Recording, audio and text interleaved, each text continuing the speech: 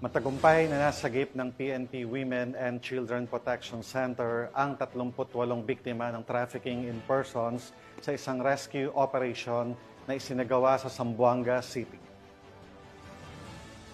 Tuloy na investigasyon. 4 sa mga biktima ang tumistigo at itinuro ang 3 suspect sa nasa likod ng krimen.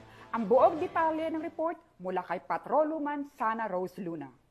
Matagumpay na nasagip ang 38 biktima ng trafficking in persons mula sa isinagawang rescue operation ng Women and Children Protection Center o WCPC nitong nagdaang Biyernes sa Tahaw Wharf, Baliwasan Seaside, Zamboanga City. Ayon sa natanggap na ulat mula sa Philippine Center on Transnational Crimes o PCTC, ay may isinasagawang iligal na pagpapalabas ng mga individual na humigit kumulang 50 katao patungong Sabah, Malaysia gamit ang backdoor route sa Taganak, Tawi-Tawi. Sa patnubay ni Police Brigadier General Maria Sheila T. Portento, tumatayong hepe ng WCPC kasama ang mga operatiba ng Mindanao Field Unit nito sa pangunguna ni Police Colonel Mario M. Baquiran Jr. ay kaagad na nagsagawa ng investigasyon sa naturang impormasyon na nagresulta sa matagumpay na pagkakahuli ng mga suspect at pagka-rescue ng mga nasabing biktima. Ang mga biktima ay mula sa iba't ibang lalawigan ng Visayas at Mindanao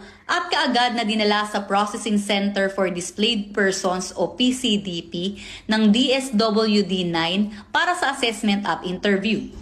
Sa patuloy na investigasyon noong August 9, 4 sa mga nailigtas ang tumistigo at positibong nagturo sa 3 suspect na responsable sa trafficking in persons. Nasa kustudiya na ngayon ng WCPC MFU ang mga naturang suspect. Huwag mag-atubiling magsumbong sa tanggapan ng WCPC kaugnay ng ganitong aktibidad gaya ng trafficking in persons na may kaparusahang habang buhay na pagkakakulong. At kung may nais kayong isumbong kay Aling Pulis, maaari kayong tumawag o mag-chat sa aming WCPC helpline. Mula sa PNP Women and Children Protection Center, ako ang inyong PNN correspondent Patrolwoman Sana Rose Luna, alagad ng batas, tagataguyod ng Balitang Pulis.